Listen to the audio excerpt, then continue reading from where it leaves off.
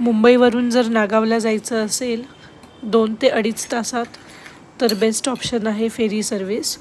तुम्हाला तुमची स्वतःची 2 व्हीलर किंवा 4 व्हीलर घेऊन जायचं असेल तर M2M फेरीचं ऑप्शन अवेलेबल आहे. आणि विदाऊट व्हेकल जायचं असेल तर अजंठा सर्वात कमी प्राईजमध्ये अवेलेबल आहे. त्याच्यानंतर मालदार फेरी सर्विस अवेलेबल आहे आणि त्यानंतर PNP सर्विस अवेलेबल आहे. जवळजवळ 2 तासात ती तुम्हाला पूर्ण अलिबागला घेऊन जाईल. मुंबईवरून पहिले मांडवा बीचवरून त्याच फेरी सर्विसची बस असते जी तुम्हाला अलिबागपर्यंत घेऊन जाते. हे सगळं 2 तासात शक्य होतं. आणि मग अलिबागवरनं शेअरिंग रिक्षा, टमटम ह्या अवेलेबल आहेत.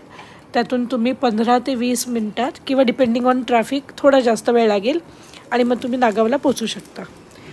खूप कमी वेळेत फेरी सर्विस अवेलेबल आहे. विकेंडला जायचं असेल तर तुम्ही ऑनलाईन पण बुक करू शकता, कारण खूप गर्दी असते. फक्त पावसाळ्यामध्ये ह्या फेरी सर्विस बंद असतात. पण इतर वेळी तुम्ही विकेंड आला किंवा एक दिवस सुट्टी आली तरी तुम्ही आरामात ह्या फेरीने अलिबागला जाऊन येऊ शकता.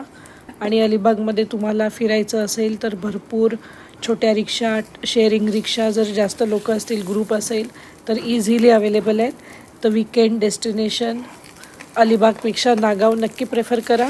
खूप सारे ऑप्शन्स अवेलेबल आहेत.